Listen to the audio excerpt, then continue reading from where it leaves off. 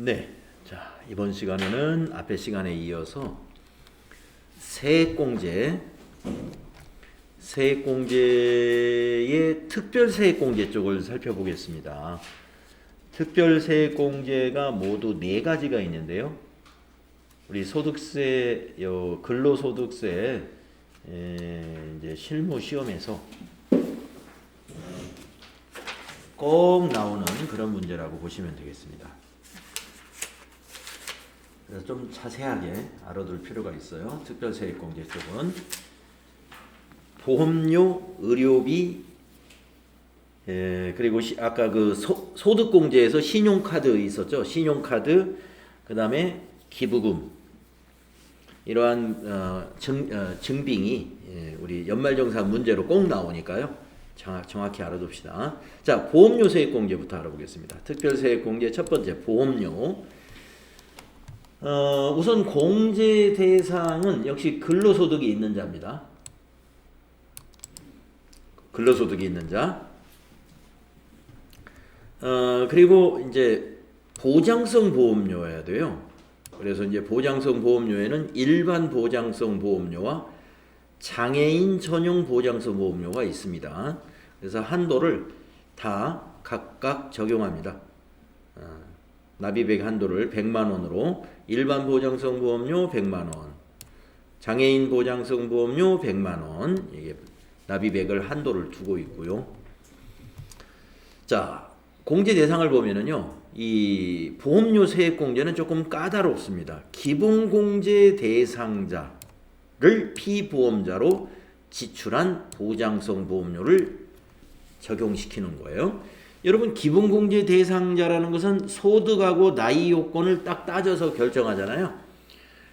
네. 그러니까 기본공제 대상자가 아닌 그 부양가족의 보험료를 부양가족을 피보험자로 해서 보험료를 납부한 것은 공제 대상이 아니라는 거죠. 공제 대상 아닌 거. 그러니까 만약에 배우자가 있는데 배우자도 근로소득이 있는 배우자예요. 그러면 배우자의 보험료, 만약에 보장성 보험료니까 뭐 생명보험이라든가 암보험 같은 거 이런 거잖아요. 그 보험료 입력하면 안 되죠. 물론 배우자가 소득자면 소득이 있는 사람이니까 입력이 안 되겠죠. 배우자만이 아니라 다른 사람도 마찬가지입니다. 그래서 보험료는 소득 요건, 나이 요건을 다 확인한다는 거예요. 그리고 보험 계약이 누가 되어 있어야 돼요? 소득자, 근로소득자, 이 사람이 계약자로 되어 있고, 피보험자는 기본공제 대상자인 부양가족이 피보험자로 되어 있는 보장성 보험료만 해당이 된다. 이렇게 정리할 수 있습니다.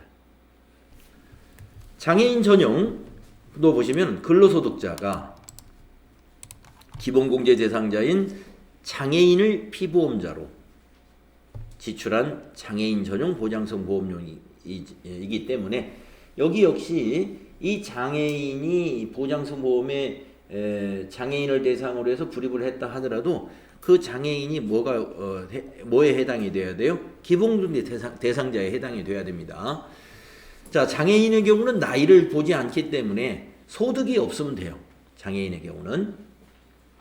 그래서 보험료 핵심이 뭐냐면은 보험료는 기본공제 대상자를 피보험자로 지출한 보장성 보험료에 대해서 세액공제 혜택을 주는 겁니다. 어느 정도 해주냐면요, 12% 또는 15%, 일반 보장성 보험료는 납입액의 12%, 그럼 만약에 한도가 100만 원이면 100만 원으로 만약에 불입을 했다면 12만 원이 되겠죠. 세금에서 12만 원 세금을 빼준다는 얘기고요. 장애인 보장성 보험료는 15%니까 100만 원 한도를 다 만약에 불입을 했다면 15만 원 세금 공제 받을 수 있다. 그래서 보험료 세액공제에서는 최대 12만 원 또는 15만 원까지 받을 수 있겠네요. 두 개 다 해당이 되면 두 개를 플러스해서 최대 따지면 12만 원 더하기 15만 원이니까 27만 원까지도 세액공제를 가장 많이 받는 사람은 27만 원까지 받을 수 있겠습니다. 자, 다음에 의료비 세액공제를 살펴볼 텐데요. 의료비 세액공제는 또 보험료하고는 보험료는 굉장히 까다롭다면 의료비는 굉장히 대상자가 많다. 유연하다 이거 유연하다. 왜냐면은 공제 대상을 보시게 되면은 역시 근로소득자에게 적용이 되는데요. 근로소득이 있는 거주자 즉 소득자가 기본 대상자를 위하여 의료비를 지급한 경우라 그랬는데 아까 위에서의 기본 대상자하고 다릅니다. 왜냐하면 가로 속에 보면 나이 요건, 소득 요건 제한 없음 그랬단 말이에요. 제한 없음. 그렇기 때문에 사실은 기본공제 대상자인데 나이나 소득 요건 때문에 대상자가 아닌 사람도 이 의료비는 해당이 된다는 거예요. 나이와 소득에 제한이 없습니다. 그러니까 의료비는 해당이 된다. 아까 말씀드린 대로 만약에 배우자도 근로자이고 나도 근로자이다. 배우자의 의료비를 내 신용카드로 계산을 해줬어요. 된다는 거예요. 배우자가 소득자지만 소득을 안 보니까 내가 의료비 지출했으면 나의 의료비 지출로 세액공제 적용받을 수 있는 것이죠. 나이를 안 보기 때문에 20세가 넘는 만약에 25세의 자녀가 있는데 25세 자녀의 병원비를 내가 계산했어요. 그러면 의료비에 입력한다. 나이를 안 보니까. 소득과 나이를 안 보고요. 기본공제 대상자에 해당될 수 있는 직계비속, 직계전속, 형제, 자매 다 된다는 겁니다. 그래서 의료비는 나이와 소득을 보지 않는다라는 것이 중요한 내용이에요. 그래가지고 어느 정도 해주냐면요. 의료비 지출액의 15%, 난임 시술비 같은 경우는 의료비 지출액의 20%를 해주는데 우리가 그 신용카드에서도 최저 사용금액이라는 게 있었잖아요. 신용카드에도 의료비도 최저 사용금액이 있습니다. 잠깐 보시면은 여기 산출 공식 중에 일반 의료비 빼기 총급여의 3%, 총급여의 3%.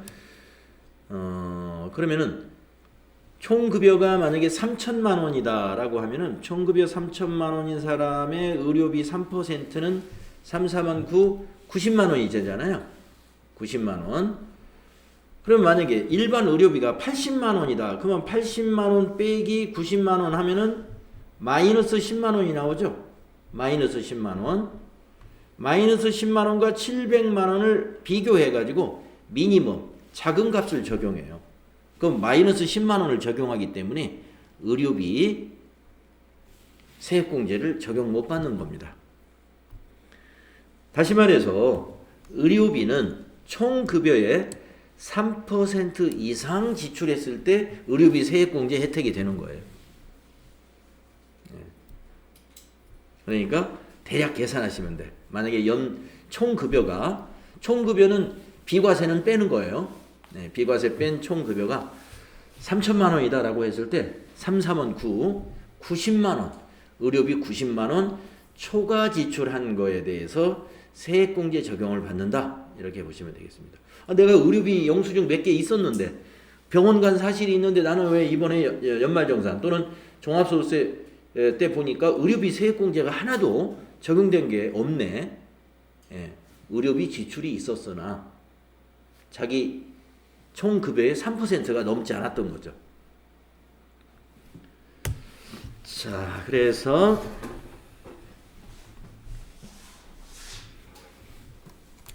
의료비까지 알아봤습니다. 자, 근데 의료비에서 밑에 이것도 좀 중요한 게 좀 있네요. 의료비의 좀 특이사항들.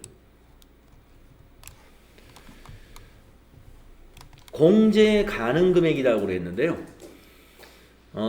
쭉 보겠습니다. 의료비가 여기에 다 열거돼 있을 거예요. 자, 진찰, 치료 등을 위해서 의료기관에서 지출한 겁니다. 근데 괄호 속에 보시면 미용이나 이뻐지기 위한 성형수술 비용 이거는 제외된다고 했어요.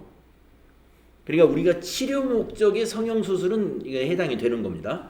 치료 목적이 아니고 그냥 아파서 하는 게 아니라 그냥 하는 성형수술 뭔지 아시죠? 이것은 우리 의료비 지출 내역에 보면은 그런 내용이 있어요. 진찰 내용, 의료비 내용 중에 성형수술 이런 거 있으면 그건 입력하시면 안 돼요.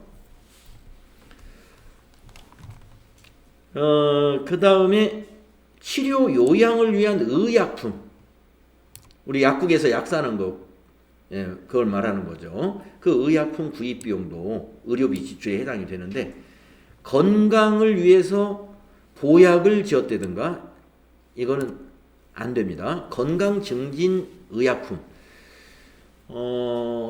의사가 이제 뭐라고 그러죠? 의사가 처방 전에 있는 것은 건강 증진을 위해서 뭐 비타민이 들어가 있다 하더라도 그건 해당이 되겠습니다만은, 그거 말고 별도로 내가 건강 증진을 위해서 무슨 비타민제를 내가 약국에서 샀다, 이런 건 안 된다는 거죠.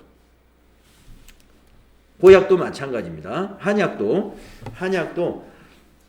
한의원에서 이러이러한 처방이 필요하다 해서 처방에 들어간 일부 보약은 해당이 됩니다만은, 내가 몸을 보신하기 위해서 이렇게 한약을 먹는 거, 이건 안 된다는 거죠. 다음에 세 번째, 장애인 보장구 및 의사 등의 처방에 따라서 의료기기를 구입하는 거, 또 의료기기를 임차하는 것도 의료비에 포함이 돼요. 그 다음에 시력 교정용 안경이나 콘택트 렌즈 구입 비용도 의료비에 해당이 되는데요. 1인당 연간 50만 원으로 한도를 두고 있어요. 1인당 연 50만 원. 그 다음에 보청기도 의료비에 해당이 됩니다. 보청기 구입 비용. 그리고 장기 요양 급여에서 본인 부담금이라는 게 있어요. 이게 이제 나이가 좀 들게 되면은 장기 요양 급여를 받는 분들이 있거든요. 그래서 요양사가 와가지고 이런 편의를 봐주고, 만약에 요양비가 한 달에 100만 원이다. 그러면 100만 원을 다 건강보험공단에서 해주질 않고 그 중에 일부가 본인 부담금이 있거든요. 그거 의료비예요. 의료비로 입력하시면 됩니다. 그래서 내가 부양하고 있는 부모님이 만약에 거기에 해당된다 그러면 그거 의료비라는 거죠. 또 해당 과세기간의 총 급여액이 7천만 원 이하인 근로자가 산후조리원에서 산후조리 및 요양의 대가로 지급하는 비용 출산 1회당 200만 원 한도로 의료비에 포함할 수 있다. 그 다음에 이제 별 표시되어 있는데요. 실손의료보험 많이들 가입되어 있죠. 실손의료보험.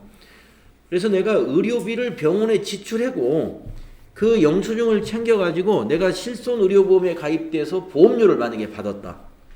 그거는 의료비 지출액에서 빼줘야 돼요. 실손의료보험금을 지급받은 경우 그 실손의료보험금은 제외한다, 이런 얘기입니다. 그래서 그거는 우리가 이제 의료비 여러분 입력할 때 바로 아실 수 있는데, 의료비 입력하는 그 칸 바로 옆에 보험료 입력하는 칸이 하나 있어요. 그게 바로 실손의료보험. 이 건에 대해서 누구의 치료비인데 아무개 치료비 중에서 실손의료보험을 받은 게 있으면 거기다 입력해주면 자동으로 빠집니다. 자, 그래서 이제 의료비 쪽에서 여러분은 요것만 기억하시면 되겠네요. 미용, 성형, 그 다음에 건강 증진을 위한 거, 보약 같은 거, 그 다음에 우리가 안경이나 콘택트 렌즈는 1인당 연 50만 원, 요 정도 기억해 주시면 됩니다. 자, 그 다음에 이제 특별세액공제 교육비, 이것도 의료비만큼 또 보험료만큼 매번 문제가 나옵니다. 교육비도. 자, 교육비의 세액공제 적용은요, 역시 근로소득자가 적용이 됩니다. 근로소득이 있는 거주자가 그 거주자와 기본공제 대상자를 위하여, 그러면 거주자라는 건 자기 본인, 소득자 본인과 그 다음에 기본공제 대상자를 위해서 해당 과세기간에 대통령령으로 정하는 교육비를 지급한 경우 그랬어요. 대통령령으로 정하는 교육비가 그럼 어떤 것이 있느냐 한번 알아보겠는데요. 여기서 또 하나 짚고 갈 게 뭐냐면은, 교육비는 그러면은 나이하고 소득을 어떻게 할 거냐. 나이는 보지 않습니다. 자녀의 나이 보지 않아요. 그런데 직계 존속은 대상이 아니에요. 교육비에서 직계 존속, 그러니까 부모님, 할머니, 할아버지 교육비는 교육비로 공제 대상을, 세액 공제 대상이 아니다. 그래서 입력했으면 안 돼요. 자, 그러면 나이 요건에 제한은 없다 그랬기 때문에 소득은 보는 것입니다. 그러니까 25세 된 대학생 자녀가 만약에 있을 때 그 대학생 자녀가 소득이 있으면 교육비 입력하면 안 되는데, 25세 된 대학생이 소득이 없는 대학생이에요. 그러면 그 대학교 수업료 전부 입력이 된다. 나이를 보지 않는다. 그런데 부모님의 경우는 입력해서는 안 된다. 직계 존속은 교육비를 인정하지 않는다. 그래서 이제 나이가 이제 부모님들이 늦지막이 대학을 다닐 수도 있고 이렇게 다른 학교 진학을 할 수도 있죠. 그러면 거기 교육비가 들어가잖아요. 예, 여기에 입력해서는 안 된다는 겁니다. 자, 어느 정도 해주느냐 하면은 아까 그 대통령령이 정하는 교육비라고 그랬는데, 그 교육비 금액의 15% 세액공제를 적용해 줍니다. 자, 세액공제 대상 그럼 교육비를 한번 볼게요. 취학 전 아동이 있고, 초등학생이 있고, 중학생이 있고, 고등학생이 있죠. 그래서 취학 전 아동, 초, 중고생은 한 명당 연간 300만 원 한도로 공제 대상 금액이 되고요. 대학생은 수업료가 비싸죠. 그래서 한 명당 연 900만 원. 그러나 본인이나 장애인에 대한 교육비는 한도를 따로 주지 않습니다. 한도 없다. 그러면 이제 이 자세히 더 알아보겠습니다. 우선 취학 전 아동에 대해서는 특이한 것이 학원비가 포함되어 있어요. 네. 자, 취학 전 아동이니까 초등학교 들어가기 전에 아동이거든요. 그러면 이제 유치원이라든가 아니면 어린이집 같은 데를 다닐 수 있죠. 그걸 이제 보육료라고 그러죠. 어린이집 보육료. 그 다음에 미술, 피아노 학원, 이런 학원도 유치원반이 있지 않습니까? 예, 그 학원비를 말하는 거예요. 미술, 피아노만 아니라 영어도 여기 해당이 됩니다. 하여튼 학원 다 돼요. 취학 전 아동의 경우는. 그래서 보육료, 학원비, 체육시설, 수강료니까 태권도 도장 이런 데죠. 유치원비, 방과 후 수업료. 방과 후 수업료에서 재료비만 제외됩니다. 재료비. 그리고 이제 유치원이나 어린이집 다닐 때 보면 급식비 내는 게 있는데, 급식비도 교육비에 해당이 돼요. 자, 그래서 취학 전 아동은 학원비가 들어가 있다는 것이 좀 특이한 사항이니까 이걸 좀 잘 체크해 두시고, 초등학생, 중학생, 고등학생을 보면은요 학원비가 없어요. 그래서 만약에 자녀가 있는데 무슨 중학교를 다니는데 거기 학원비 영수증이 있다, 그건 입력해서는 안 됩니다 하는 거죠. 초등학생도 안 되고 고등학생도 역시 안 됩니다. 물론 대학생도 안 돼요, 학원비는. 자, 그래서 뭐가 되느냐, 여기 교육비는 학교 교육비를 말하는 거예요. 그리고 학교 급식비, 교과서 대금, 방과 후 학교 수강료인데 역시 취학 전 아동도 그랬죠. 재료비는 제외. 책값은 포함이 되지만, 도서구입비는 포함이 되지만 재료비 항상 제외입니다. 네, 국외 교육비 됩니다. 해외에 나가서 수업료 내는 거, 국외 교육비. 그리고 우리가 이제 중학생, 고등학생 같은 경우는 교복도 사서 입는단 말이에요. 교복 구입비를 한 명당 연간 50만 원 이내로 교육비로 인정이 돼요. 중고등학생만 됩니다. 초등학생은 안 되고. 그 다음에 현장 체험 학습비가 있는데요. 학생 한 명당 연 30만 원 이내로 현장 체험 학습 활동이라고 있어요. 초등학생, 중학생, 고등학생들. 그거 교육비로 인정이 됩니다. 연간 30만 원. 그래서 이 초중고를 딱 선택하면은요, 나중에 그 프로그램을 보시면 나눠져 있어요. 아니, 그 학생을 딱 클릭하면 취학전 아동이냐, 초중고생이냐. 그래서 초중고생을 딱 클릭하잖아요. 그러면 교복 구입비 항목이 따로 나옵니다. 그 다음에 현장 체험 학습비, 그 다음에 일반 교육비 이렇게 셀이 세 칸으로 나누어지게 돼 있어요. 그래서 나누어서 입력해 주시면 돼요. 자, 초중고생 학원비 입력해서는 안 된다는 거. 자, 그러면 이제 대학생으로 넘어가 볼게요. 다음 표, 계속 이어지는 표입니다. 다음 페이지에 대학생은 교육비, 국외교육비 다 됩니다. 뭐 대학생이 현장 체험이라든가 이런 거 없어요. 그러니까 대학교 수업료하고 국외교육비. 대학생도 해외 유학, 자녀의 해외 유학 입력 가능하고요. 그 다음에 본인의 경우는 교육기관 교육비인데 여기 대학원까지 해당이 돼요. 대학원까지. 아까 자녀의 경우는 지금 대학생에서 끝났잖아요. 자녀는 취학전, 초중고, 대학교까지만 교육비를 입력하는 것이고, 대학원 교육비는 이 세액공제의 대상이 안 됩니다. 그러나 근로자 본인의 대학원 교육비는 입력이 되는 거고요. 직업능력개발훈련 수강료, 여러분들이 그 근로소득이 있는 분이다라고 했는데, 만약에 자기 부담액을 여기 우리가 이런 기관이 직업훈련 기관이잖아요. 그래서 자기 부담액을 여러분이 30%를 냈다. 그게 바로 직업훈련 수강료입니다. 그러면 수강료 납입증명서를 저희 학원에서 받아야 돼요. 그래서 교육비 세액공제 적용받으시면 됩니다. 직업능력개발훈련 수강료는 근로자 본인 것만. 그 다음에 학자금 대출에 대한 원리금 상환액 교육비 이것도 해줍니다. 우리가 이제 학자금 대출, 대학교 다닐 때 학자금 대출을 받았어요. 그럼 나중에 직장 다니면서 이제 갚아 나가잖아요.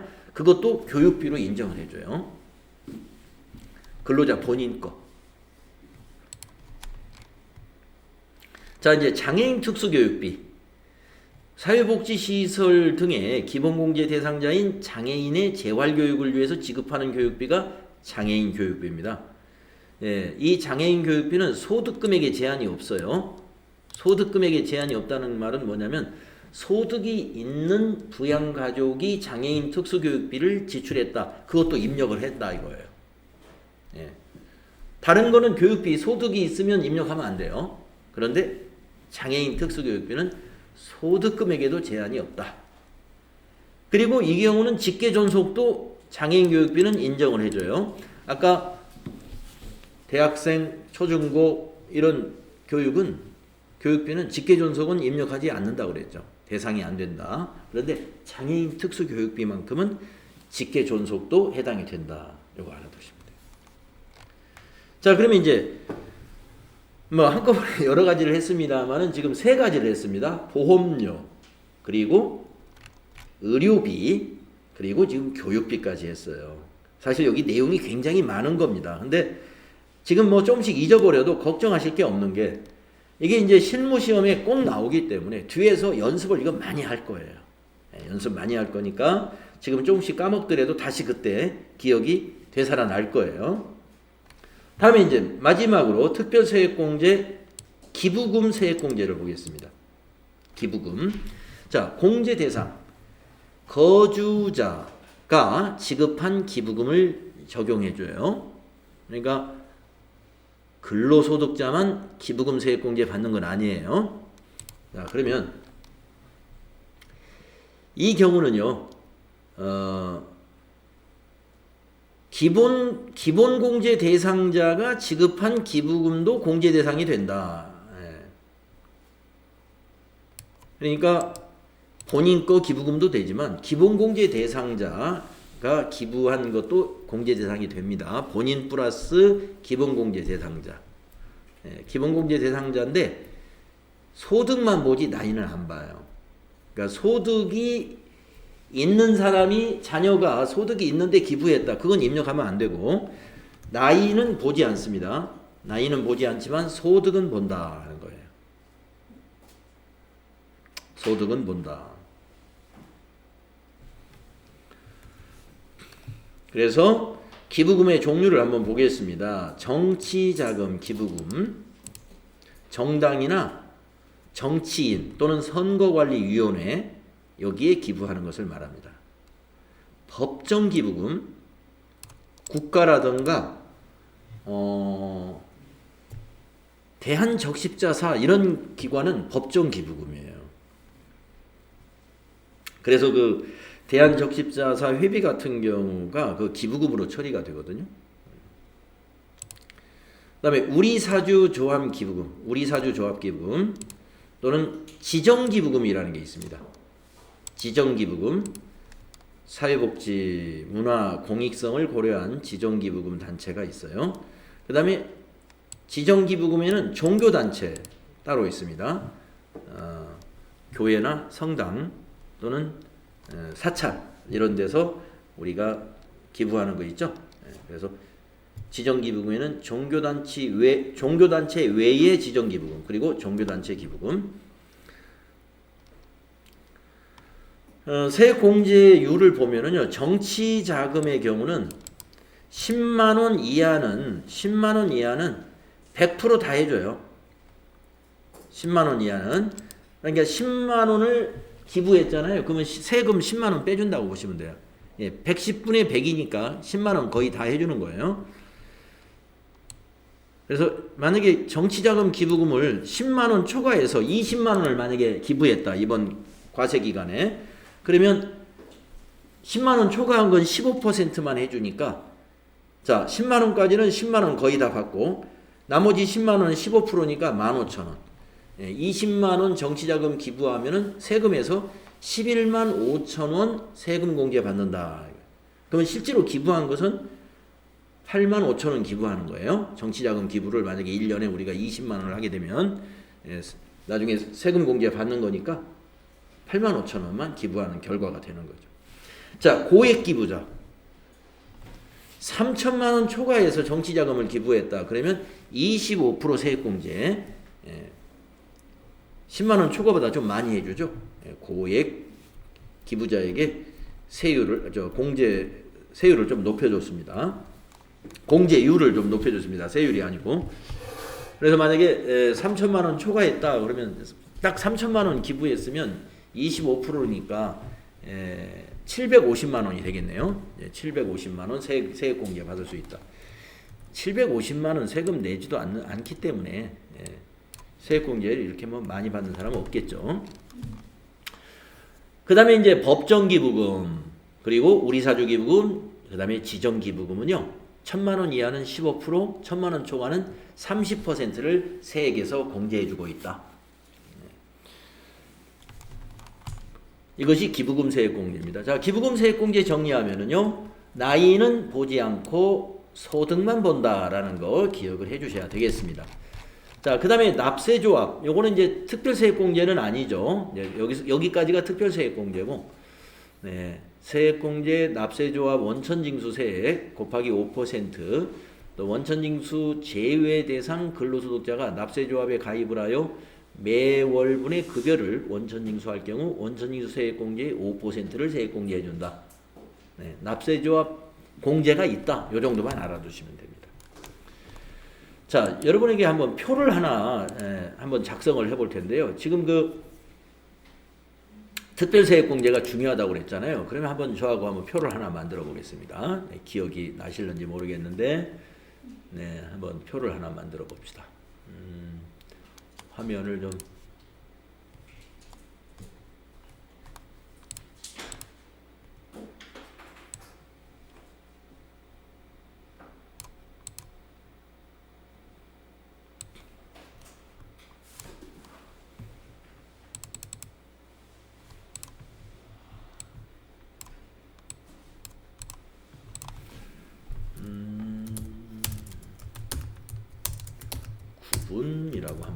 들어갔고 보험료, 그다음에 교육비, 아니야 의료비가 먼저 나왔네. 의료비, 교육비, 그다음에 기부금.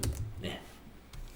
자, 우리 특별세액공제 이 네 가지에 대해서 한번 마무리를 한번 해보겠는데, 나이 요건을 보느냐, 소득 요건을 보느냐, 그 다음에 특기사항이 뭐가 있었느냐, 이런 걸 한번 더듬어 볼게요.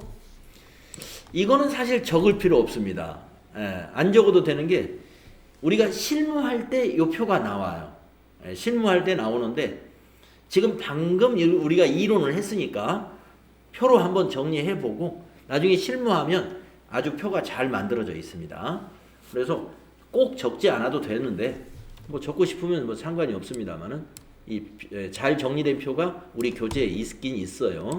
그래서 지금은 꼭 안 적어서도 상관은 없다. 자, 그러면 이 표를 한번 만들어 볼까요? 어휴.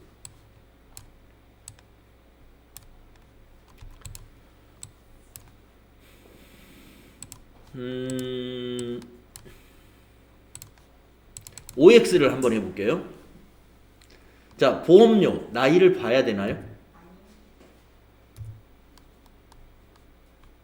안 봐도 돼요? 봐야 되는데. 응?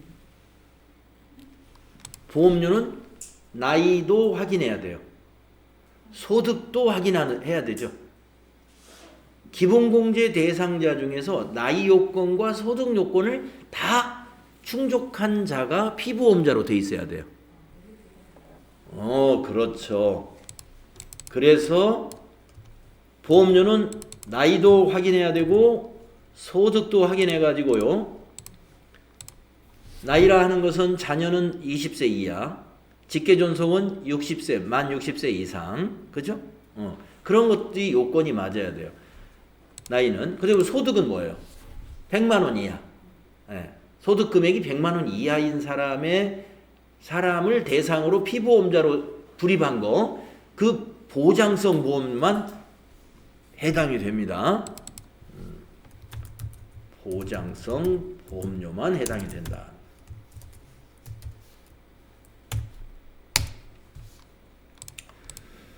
자, 그러면 이제 의료비를 한번 생각해 볼게요. 이걸 일단 복사를 해놓고, 자, 의료비는 나이를 보나요? 안 봅니다. 나이는 안 봐요. 이건 또 X가 없으면 저기 쓰면 되죠? 영어. 자, 소득은 보나요? 안 봅니다.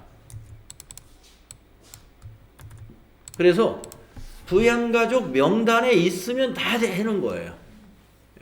기본공제 대상자 이름에 있으면 다 의료비 지출한 거 다 해당이 됩니다.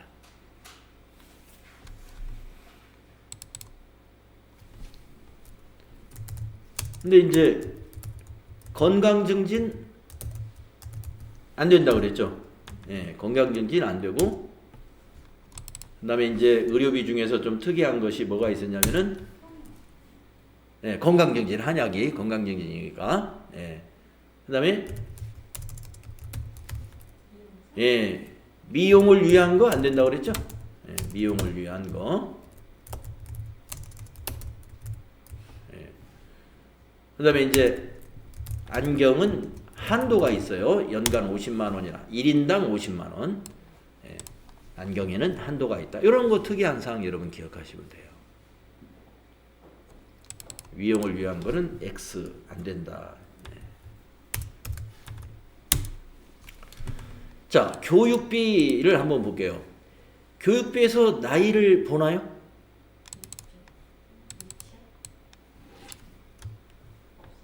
나이를 안 봅니다. 나이는 안 따져요. 미취학. 미취학 어차피 20세 이하니까 미취학은. 우리가 나이 요건을 따진다는 것은 직계 비속은 만 20세 이하, 직계 존속은 만 60세 이상, 이런 조건들을 말해요. 그러니까 교육비에서 그러면 직계비속을 우리가 기본공제 대상자를 따질 때 항상 직계비속은 만 20세 이하라고 했단 말이에요. 그러면 대학교 한 2, 3학년 되면은 21살, 2살 이렇게 되잖아요. 근데 나이를 안 따진다 이거죠. 교육비는. 대학생 자녀 교육비 입력한다 이거예요. 공제 대상이 돼요. 세액공제. 근데 소득은 보나요? 안 보나요? 예, 소득은 봅니다. 교육비. 소득이 있는 자녀의 교육비는 입력하면 안 돼요. 나이는 안 보지만 20세 넘어도 상관없어요. 네. 근데 소득이 있으면 입력하면 안 된다. 네, 100만 원 이하. 소득 금액으로 기준으로. 네, 총 수익 금액이 아니라 소득 금액. 네, 필요 경비 뺀 거. 기준으로 100만 원 이하. 그럼 이제 교육비의 특기사항이 뭐가 있었느냐 하면은요. 직계 존속은 해당 안 된다 그랬죠. 예, 직계 존속은 해당이 안 된다. 그 다음에 이제 하나 여러분이 기억나는지 모르겠는데,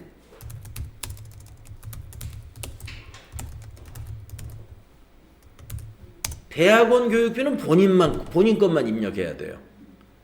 만약에 교육비 영수증 중에 자녀의 대학원 교육비가 있으면 그건 해당이 없어요. 입력해서는 안 돼요. 대학원 교육비가 있으면 본인 것만 해야 되고요. 그다음에 이제 뭐 다른 것도 있습니다만은 이게 가장 시험에서는 많이 다루어지니까 직업훈련 교육비도 본인 것만 해요. 근로자 본인 것만. 자, 이제 기부금을 한번 보겠습니다. 여러분 기부금에서 나이 보나요? 예, 나이는 안 봅니다. 소득은 보나요? 예. 소득은 봐요. 나이는 안 보지만 소득은 봅니다. 예, 자녀 기준으로 한번 보자고요. 자녀 기준으로. 예. 자, 23세 된 자녀가 있는데 그러면 나이는 만 20세 기본공제 대상자를 넘었잖아요.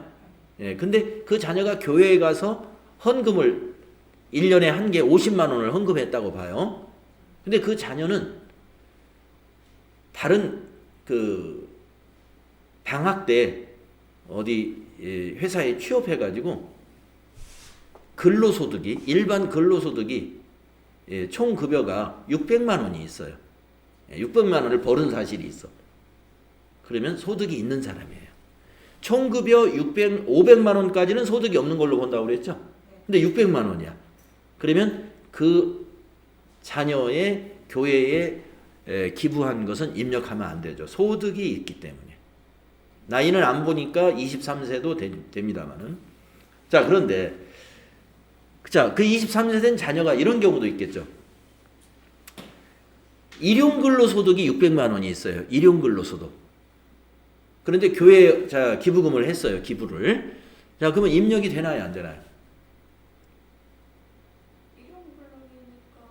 예, 일용근로소득은 분리과세를 하기 때문에 우리가 소득이 있느냐 여부를 따질 때는 항상 분리과세는 소득 없는 걸로 보는 거예요. 아시겠죠? 분리과세. 소득 없는 걸로 봅니다. 그래서 일용근로소득이 자녀가 일용근로소득이 얼마가 있다. 그 금액이 아무리 크더라도 소득 없는 사람으로 보시면 돼요. 그러면 기부금을 입력한다. 자, 이렇게 보시면은요. 이 보험료하고 의료비는 서로 정반대예요. 예, 보험료는 나이도 확인, 소득도 확인해야 되는데 의료비는 나이도 안 봐요, 소득도 안 본다. 그리고 나머지 두 개는요. 나머지 두 개는 나이는 안 보지만 소득만 봅니다. 교육비와 기부금은 나이는 안 보지만 소득만 본다. 자, 기부금에서 아까 하나 놓친 게 있네요.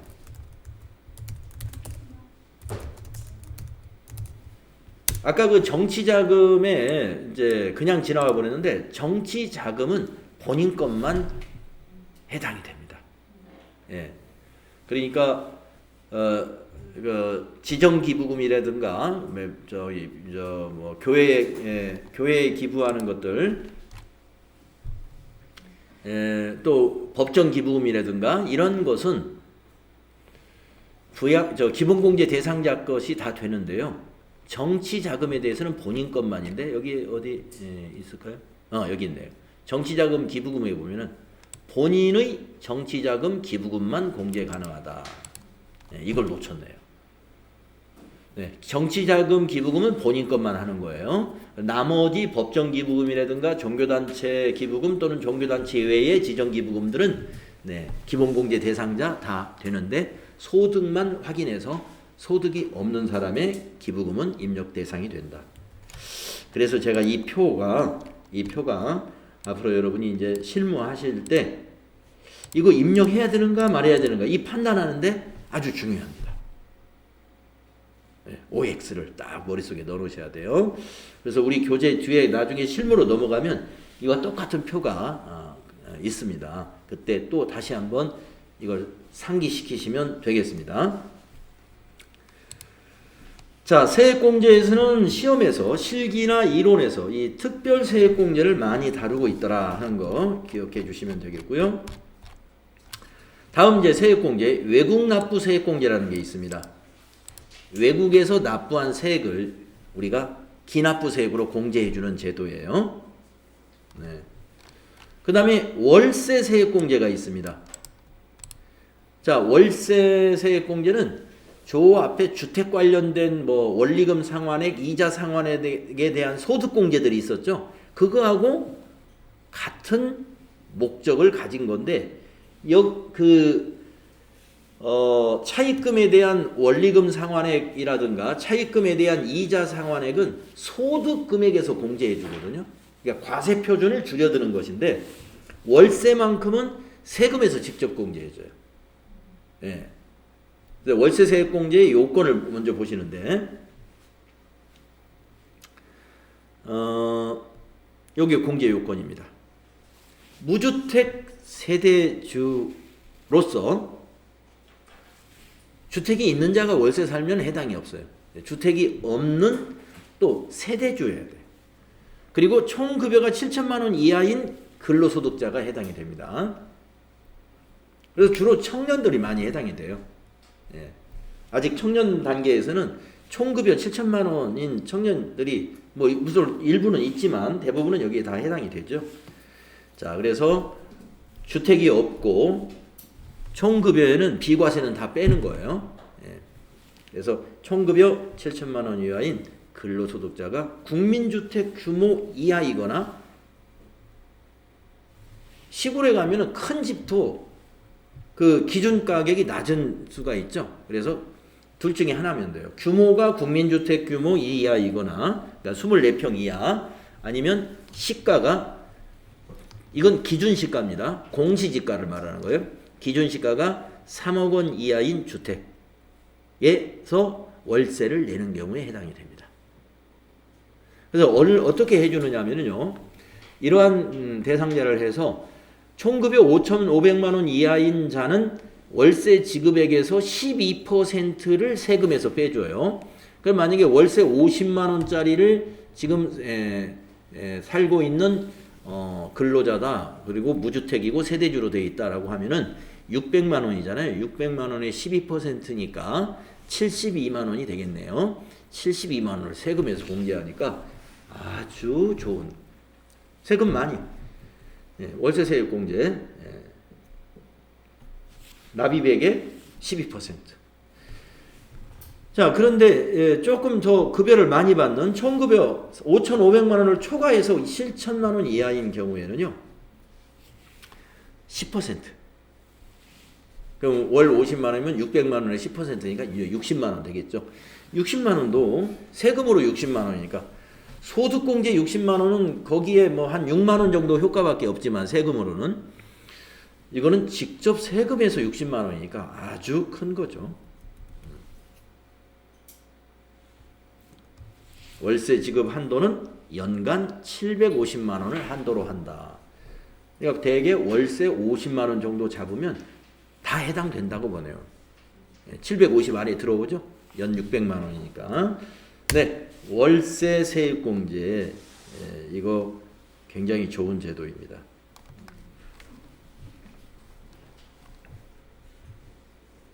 그래서 세액공제가 여기까지 다 정리가 됐고요. 그 다음에 그 밑에 이거 마무리하시고 다음 시간으로 넘어갈 텐데, 자, 이게 뭐냐? 특별세액공제를 적용받을 수 있다라는 것인데요. 내용을 보시면은 근로소득이 있는 자, 근로소득이 없는 자라고 되어 있어요. 자, 근로소득이 있는 자는 다음에 1과 2 중에서 선택해서 세액공제를 적용받을 수 있다는 겁니다. 아까 우리 특별세액공제가 뭐가 있었어요? 보험료, 의료비, 교육비, 기부금 이렇게 있었잖아요. 그런데 1과 2 중 선택이 뭐냐? 1. 특별세액공제 중에 항목별로 세액공제를 받는다. 그래서 여기 항목별 세액공제 여기 별표 1이 뭡니까? 여기 볼까요? 보험료, 의료비, 교육비, 기부금 이걸 우리가 항목별 특별세액공제라고 그래요.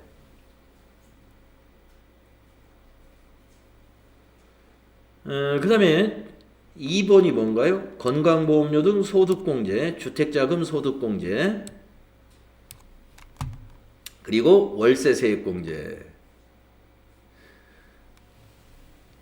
그 다음에 2번을 보시면 과세표준공제 3번 표준세액공제를 선택하는 경우에는 정치자금 기부금 세액공제와 우리사주 조합 기부금 세액공제는 적용 가능한다. 자, 이러한 요것만 알아두시면 되겠어요. 복잡하니까. 자, 항목별로 세액공제를 선택을 하면은 항목별로 증빙을 가지고 세액공제 금액을 계산을 해야 되거든요. 그런데 이렇게 계산해 보니까 세액공제 되는 게 가령 10만 원밖에 세액공제가 안 나와요. 월세 세액공제도 없고 뭐 이래 가지고 그러면은 이걸 1번을 선택하지 않고 그냥 2번 선택하면 돼요. 표준세액공제 13만 원. 누구나 그냥 13만 원 해주는 겁니다. 그래서 이 1과 2 중에서 선택할 수 있도록 한다 이거예요. 특별세액공제에서 근로소득자에게 선택할 수 있도록 해준다.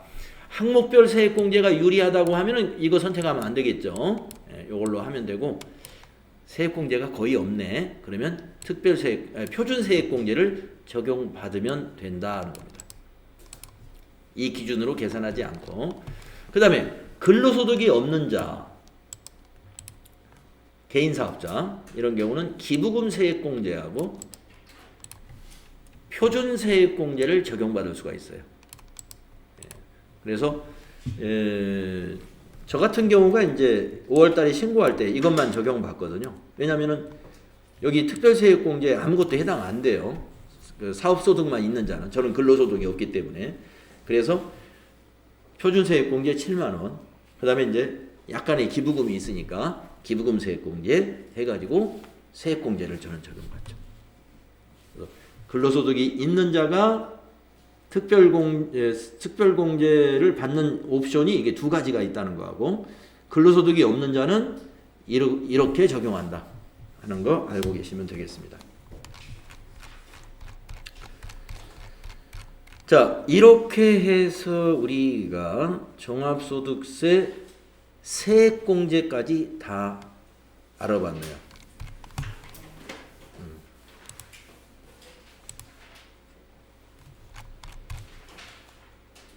자, 그러면 쉬었다가요. 다음 시간에 그 다음 내용부터 이어가도록